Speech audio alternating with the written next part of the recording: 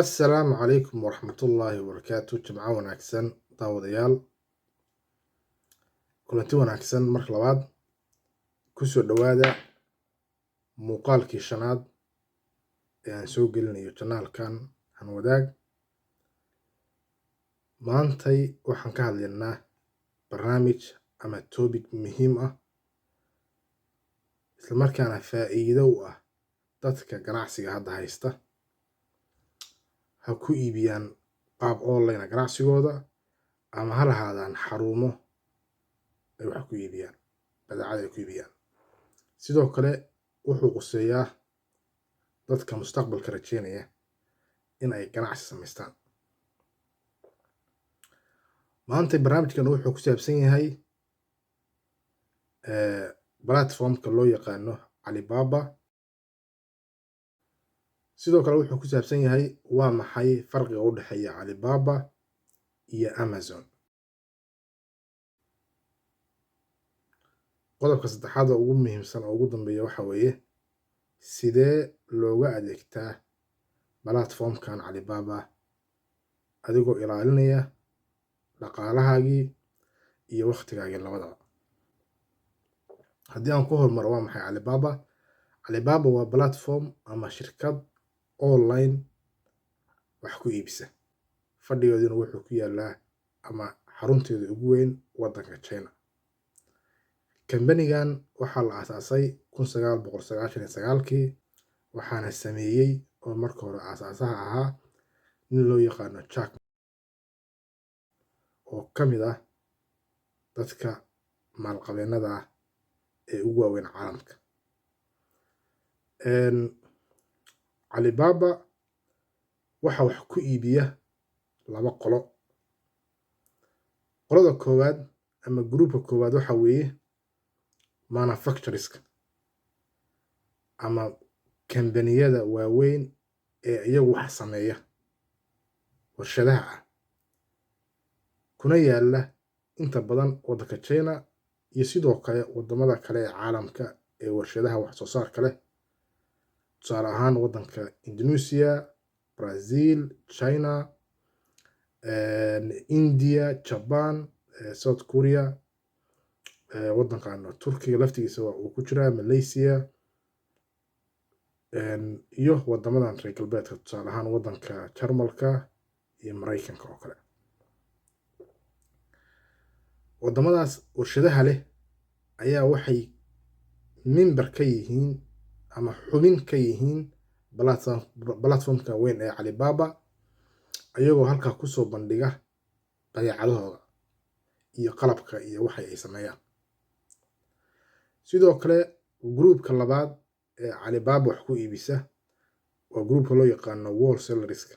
Waa kambaniyo waaweyn oo iyagu alaabta ka soo iibsada shirkadaha inii sheegay ee waddamadaas kala gedisan ku yaala, isla markaana ku sii iibiya Alibaba. Halka website-ka ama platformka Amazon uu kaga duwan yahay in qof shakhsi ah kaligiisa wax ku iibin karo ama shirkad ay wax ku iibin karto, ama qofku uu samaysan karo brand shirkad iyo magac u gaar ah, isla markaana uu sidaas wax ugu iibin karo. Badeecadaha Amazon lagu iibiyo 90% waxay ka timaadaa Alibaba. Sidoo kale platformyada kale ee online-ka ah sida Shopify, eBay iyo kuwa kale ee dadku sida private-ka u leeyihiin, alaabaha ay iibiyaan waxay ka soo qaateen oo marka hore ka soo wareegeen website-ka ama platformka weyn ee Alibaba. Marka waxa waaye waa haddaan si mataqaanaa fudud kugu sheego, Alibaba wuxuu iibiyaa jumlo, wax fardi fardi ah ma gado, aad ba u yarta.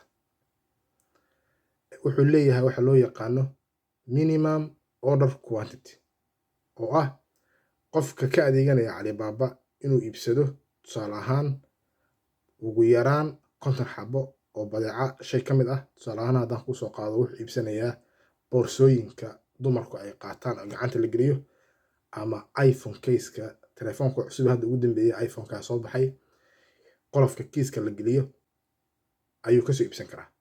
laakiin markuu iibsanayo hal mar ma iibsan kara hal xabo, waa inuu kasoo qaataa iyagoo jumlo ah. marka wuxuu samayn karaa inuu kusii iibiyo balaafimada kale ee online-ka ah sida Amazon oo kale inuu kusii iibiyo oo uu lacag badan ka faa'iido.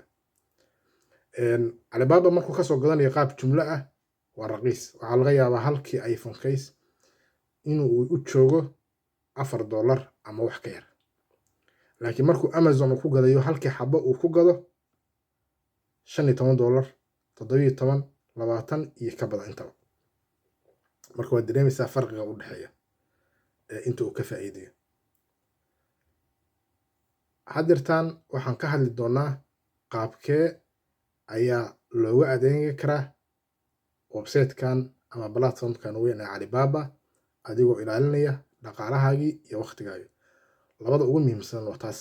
qofku markuu adeeganayo wuxuu rabaa oo wax dalbanayo oo qaabka online wax ku dalbanayo in lacagtiisii iyo wixii uu bixiyey uu ku helo wuxuu raadinayay, shayguu raadinayay, quality-guu lahaa iyo noocuu ahaaba inuu ahaado.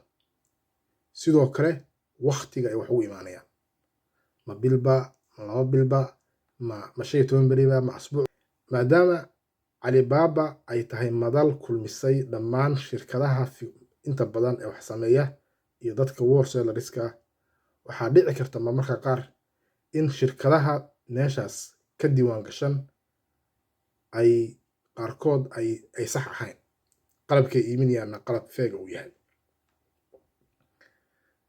marka si aad lacagtaadii iyo kharashkaagii iyo waqtigaagii aad u save garayso oo si nabadgelyo ah wax ugu iibsato, waxaa u baahan tahay tool ku caawinaya ama ashyaa ku caawinaysa inaad si nabadgelyo ah wax ugu iibsato.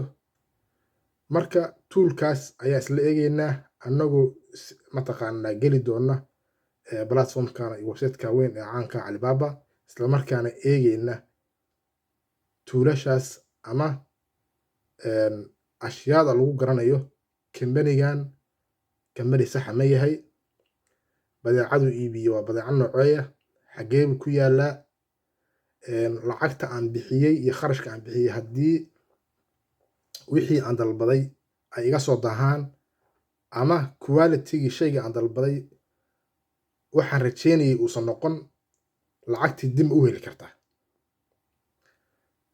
taas baa isla eegi doonaa annagoo aan qodob u dul istaagi doono insha allah. daawadayaal ku soo dhawaada qaybtii ugu dambeysay ee saddexaad oo aan isla eegayno sidee looga adeegtaa Alibaba adigoo ilaalinaya lacagtaada. waxaa laga yaabaa inaad raadinayso tusaale ahaan qalab mashiin ah, mashiinka ama qalabka qoda ceelasha oo kale uu lacag badan yahay $20,000, $50,000, aadna u baahan tahay in lagugu keeno Soomaaliya. marka lacagta intaa dheer la-eg markii aad bixinayso waa inay ku baxdaa si ammaan ah, waqti macquul ah oo la isla ogol yahayna waa in alaabtii kugu soo gaartaa. markaad alibaba.com timaado oo aad page-kooda soo gasho, waxaa u baahan tahay marka hore in aad ka samaysato account. taas adiga ku fiican tahay si aad ula xiriirto qofka qalabka aad iibsanayso ama badeecada iibsanayso shirkadda haysa ula xiriirto. halka markii la joogo waxaa isticmaali kartaa email-kaaga caadiga ah ee hadda aad leedahay noocuu raba ahaado, laakiin waxaan kugula talin lahaa inaad samaysato business email. business email waa email u gaar ah ganacsiga keliya oo aan si private loo isticmaali karin. markii supplier-ka ama qofka wax ka iibsanayso ama shirkadda wax ka iibsanayso ay aragto inaad business email leedahay, waxay ku tixgelinayaan inaad tahay shirkad, isla markaana luuqadda ay kugula hadlayaan mar walba wuxuu noqonayaa in aad matalayso company ama shirkad aad ka socoto. hase yeeshee saan hore kugu sheegaba email-kaaga caadiga waa isticmaali kartaa. saad account uga samaysato Alibaba, meesha ay ku qoran tahay join free ayaad ku dhufanaysaa. kadibna wuxuu ku keenayaa page kale. luqadda halkan waxa waaye waa Chinese, waa bedelaysaa English waa u bedelaysaa. marka ugu horeysa waa inaad doorataa waddanka aad joogto. anu hadda waddankan aad joogaa waa Norway. marka labaad waxaad dooranaysaa inaad tahay roolkaaga, macnaha ma waxaad tahay qof wax iibsanaya keliya mise waxaad tahay qof sidoo kalena wax iska iibinaya. kadib emailkaagii ayaad gelinaysaa halkan. hadduu yahay business email oo soo samaysatay, business emailka meesha laga samaystay iyo qaabka loo samaysto waxaynu kula wadaagayaa qaybta hoose ee descriptionka. isagoo freena waa heli kartaa, isagoo oo mataqaanaa sanadkii la bixinayo $10 ama $11 waa la helaa, kan ugu raqiisan. password u samaysanaysaa. passwordkaada ayaad mar labaad confirm leedahay, kambanigaaga magaciisa iyo magacaaga. intaa markaa qorto waxaa imaanaysaa qaybta ugu dambeysa oo ah in aad mataqaanaa verify garayso magacaagii iyo waxaagii. telefoonkaaga qoraysaa, kadibna halkan ayaa click siinaysaa oo ah waan ogolahay policyga ay ku shaqeeyaan Alibaba. kadibna agree and register markaa dhahdo, sidaas ayaa waxaa ku haysataa accountkaagii. marka hadda waxaa gelaynaa, maadaama hadda anu aan account samaysanayn oo aan account hore leeyahay, accountkeena ku gelaynaa. waxaan isla eegaynaa annagoo dooranayna product iyo qaabka loo raadinayo iyo qaabkaan iskaga hubinayno meeshaan wax ka dalbanayna inay tahay meel ammaan. anu hore ugu jiray sign in kaliya aan leeyahay haddaa hore u lahayd account ugu lahayd. kadibna waa kana business emailkaygii, kadibna waxaa leedahay sign. markii aad raadinayso badeeco aad iibsato ama qalab aad shirkadda aad leedahay u rabto, waxaa imaanaysaa meeshaan ay ku qoran tahay product. productiga magaciisa ayaa qoraysaa haddaad taqaano. haddaad aqoon option kala haysataa oo ah meeshaas image-ka ah sawir baa kasoo qaadaysaa, screenshot noocuu raba ha ahaado ama sawir caadiya. sawirkaaga ayaad computerkaaga soo gashanaysaa ama mobilkaaga, kabacdi waa ku upload garanaysaa. haddaa si caadi hadda ugu qorno, aniga waa kan halkan waxaan ku qoray tusaale ahaan waxaa iibsanaysaa waxa loo yaqaano smart scale, digital scale oo ah qalab yar oo miisaan ah isla markaana smart ah oo digital ah oo qofka miisaanka jirkiisa dhimaya uu la soconayo qaab online ah. inta kilomitir uu maalinkaa socday, inta miisaan ay ka dhacday, inta training uu sameeyey. marka qalabkan oo kale rabnaa in tusaale ahaan inaan iibsano. haddaba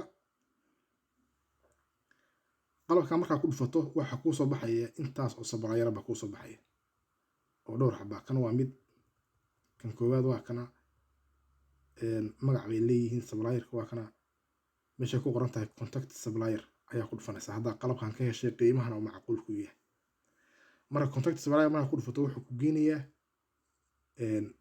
qaabka ula xiriiri lahayd iyo meeshii message-ka uga diri lahayd, maadaama aad already account soo samaysatay. sidoo kale waxaad eegi kartaa supplierka laftirkiisa ayaad ku dhufan kartaa oo waxaad sii geli kartaa page-kooda gaarka ee website-ka, macluumaadkoodana aad baari kartaa. si goonina u baari kartaa inay shirkaddan shirkad jirta tahay. si kale oo lagu ogaadana waa ku tusi karaa oo waa anagii soo sheegnay oo isla eegi doonaa. tusaale ahaan hadda qalabkan oo kale oo miisaanka ah waxaa la iibiyaa halkii xabo $5.9 adu waa $6 iyo ilaa $7.9 oo $8 qiimahaas u dhexeeya waa halkii xabo. taa micnaheedu marka waxa waaye waa one piece MOQ waxaa loo soo gaabshay minimum order quantity. waxaad dalban kartaa ugu yaraan hal xabo. waxaa dhici karta ugu yaraan mataqaanaa meesha hadda one piece ku qoran tahay inay ku qoran tahay 100 pieces. ugu yaraan waxaa inaad dalbataa 100 xabo. shirkadday ku xiran tahay haba sidee wax u iibinayso. marka sidee ku ogaanaysaa shirkadda inay jirto? mar walbaba waxaa fiirinaysaa laba waxyaalood inay shirkadda shirkad saxa tahay waxa iibinaysana ay wax sax yihiin lacagtaadii iyo waqtigaagana ay u badbaadaan waa inaad fiirsaa shirkadda inay leedahay wax loo yaqaano trade insurance oo ah shirkad ka diiwaan gashan Alibaba islamarkaana sanadkii lacagta memberka bixisa oo lacag aad u badan bay bixiya sidoo kalena inay tahay shirkadaas verified supplier oo ah shirkad la soo xaqiijiyay meesha ay ku taallo iyo qalabka ay iibiso iyo qaabka ay u shaqaysaba inta loo diray dad sahmiyayaal ah ay soo xaqiijiyeen marka waa kana supplierka waa kana marka dhowr nooc bay kala leeyihiin waa inuu lahaadaa qofka aad wax ka adeeganayso dhinaca markaad bidaxa fiiriso waxa ku qoran waa inuu haystaa trade insurance gaas wuxuu kaa saacidayaa qofkii markii aad alaabtii ka gadato oo aad dalabkii uu dhaco lacagtii paymentii waxa lagu bixinayaa online in haddii alaabtii aad ku qanci weydo ama ay soo daahdo aad lacagtaadii dib u helayso si marka lacagtaadii aad dib ugu hesho supplierka wax ka iibsanayso waa inuu haystaa trade insurance hadduusan haysan waxba ka dalban maysid haddaa wax ka dalbato adiga xoolahaagii iyo waqtigaagiiba lumiyey maadaama aad qalab sii gadanayso halkan click ba sii siinaysaa waxaan rabaa baa leedahay trade insurance waa inuu lahaadaa shirkadda wax ka iibsanaya sidoo kale waa inay leedahay verified shirkadda waa inay tahay marka labadaas sii dalbato waayo shirkadaha marka aad sii doorato waxa u baahan tahay waxa ku soo baxaya shirkadihii la xaqiijiyay isla markaana trade insurance lahaaba ku soo baxaya isla markaana productiga noociisa waxa weeye ready to ship inuu yahay productiga aad raadinayso ama qalabka aad raadinayso qalab shirkadda yaalla u baahan kaliya in lagu soo diro iyo qalab aan diyaar ahayn oo la sameynayo marka ready to ship baad dooranaysaa qalab oo la sameynayo oo mataqaanaa muddo la sugayo ma baahni intaas oo dhan markaad doorato ready to ship aad doorato waxaad dooran kartaa imisa xaba ugu baahanta minimum order tusaalahaan waxaad dhihi kartaa waxa u baahanahay minimum 100 xab hal xab halkana waxa weeye waa price-ka iyo qiimaha ayaa ku qoraysaa price oo ah minimum price aad wax ku rabto iyo maximum price tusaalahaan minimum price wax ku raadinaya waxa weeye halkii xaba inuu $5 joogo maximum halkii xaba inuu $20 joogo so wuxuu ku saarayaa intaas in ka badan ku saarmayo waayo waxaan ku dhahay platformkan waa platform aad u weyn oo intaas oo malaayiin kumanaan kun oo shirkadood ba ku jira marka si aad waqtiga iskaga dhumin shirkadii u baahneen ay kugu soo baxdo waa in aad waxaad u baahan tahay aad sii doorataa marka hore intaadan qalab raadinba haddana weli ilaa hadda mataqaana waxa weeye waxaan raadinaynaa qaabkii aan wax u dalban lahayn waxaad dooran kartaa waddanka all countries waa dooran kartaa ama China marka badanaa muhiimku maahan halkan waa ka boodi kartaa khasabku maahan intaas ayaa ugu muhiimsan marka haddaan ku soo noqdo qalabkii oo mataqaana aan dalbanaynay waa kana qalabkan waaye $5 ilaa $7 qalabkan ku dhufanaysaa marka qalabka markaa ku dhuftay macluumaadka qalabka iyo shirkadda samaysa baa ku soo baxaya kadibna waxaan raadinaynaa shirkadda ma tahay shirkad verified ah isla markaana shirkaddan ma tahay shirkad trade insurance leh oo caymiskii shirkadeed ee Alibaba ku waajibiyay shirkadaha ay leedahay so wax kala ma fiirinayo halkan hoosaan fiirinaya protection qalabkii waa kana 2 xabo ilaa iyo 7,000 xabo way iibiyaan haddaad rabto inaad 2 xabo ilaa 7,000 xabo inta u dhaxaysa aad gadato qalabkan $7 laga siinaya 7,000 ilaa iyo 14,999 waa ilaa 15,000 $6 baa laga siinaya taa micnaheedu waxa weeye haddii aad wax badan dalbato lacagtii ayaa kaasii yaraanaysa qofku siduu wax u reebo ku xiranta haddii aad 15,000 wax ka badan aad rabtana $5 laga siinaya marka saa inii sheegay hal xabo wax gadan kartaa laakiin inta in ka badan waa gadan kartaa ilaa 7,000 ilaa 15,000 iyo wixii ka badan baa sii dalban kartaa haddaan tusaale ahaan aad tahay qof company ah oo shirkada ama qof doonaya waxa inuu qaab online ku iibiyo ama qaab caadi ah u sii iibiyo dukaankiisa ku iibiyo halkan waa kana qalabkan waa qalab black ah colorkiisa waa black duu ilaahay ku yiraahdo halkan waxaa gelinaysaa imise xaba ayaa rabtaa. haddaan dhaho hal waa kana waa $7, laba haddaan dhaho waa kana waa 2 xabo. way soconaysaa marka intaa rabtaa gelin kartaa. meeshan oo blasta keliya klik siinaysa. haddana waxaan ku dhahayaa tusaale ahaan waxaan rabaa 10 xabo.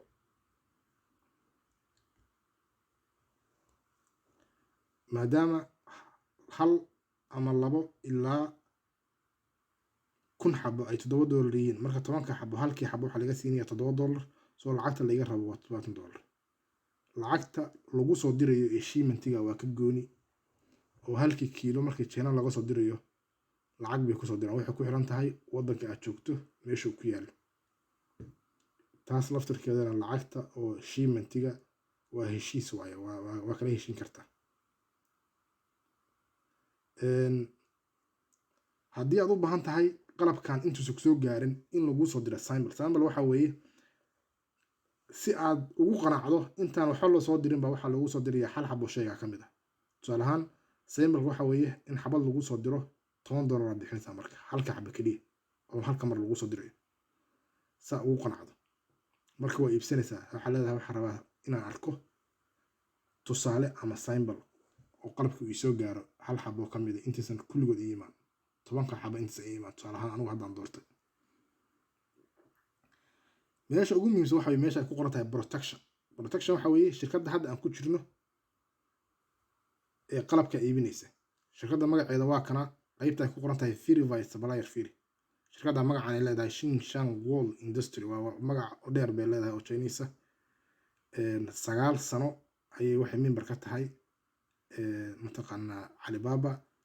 response rate-ka ay qofka ugu soo jawaabaysa markuu wax dalbado oo message-ka fariinta uu diro 4 saacadood gudahood baa lagu soo jawaabayaa. on delivery time waxaan waa rate-ka laga bixiyey dadkii macaamiisha ahaa iyo Alibaba ay ka bixiyeen oo ah warbixintii laga soo diyaariyey 100% shirkaddan alaabaha ay dirto 100% waa on time waayo oo qofkii xilligii loogu talagalay bay gaartaa. marka intaa waa warbixin yar oo muhiimska ah, laakiin waxa ugu muhiimsan qaybta aan ii sheegay protectionka. halkan soo fiiriya protectionka meesha yarta highlightka buluuga saaray waaye. shirkaddan waxay haysataa trade insurance, waa labadii qodob mid ka mid ah aan raadinaynay oo ah in waqtigii loogu talagalay alaabta ku soo gaarayso. trade insurance labadaas uu qabtaa bis waqtigii alaabta loogu talagalay inay ku timaado, iyo refund policy oo ah in lacagtaadii lagu soo celiyo. oo markii haddii ay lacagtu ay markaas ay ka yar tahay $500 lacagta wax ku dalbanaysa 2 saacadood gudahooda marka aad samayso compensationka marka aad dalbato 2 saacadood gudahood bay kugu soo gaaraysaa. laakiin haddii lacagta intaa ka badan tahay process yar ay qaadanaysaa, laakiin kor iyo hoosba lacagta ay dib u soo noqonaysaa. oo taa micnaheeda waxa weeye lacagtii qofkii supplierka ah ma gaarayso. lacagta marka aad bixiso oo shirkaddu ay leedahay waxa loo yaqaano trade insurance marka ay leedahay isla markaana sidaasoo kale ay verified tahay shirkad la soo xaqiijiyey, lacagta marka aad bixiso ayada lacagta qaadan mayso. lacagta markay alaabtu soo gaarto aad ku qanacdo ayaa shirkadda Alibaba fasaxaysa. laakiin arrin kaloo muhiim ah jirta, maadaama shirkaddan online tahay wax lagu kala iibsanayo, lacagta waxaa ku bixinaysaa dee lacag cash ma jirto, waa inaad online lacagta wax ku bixisaa.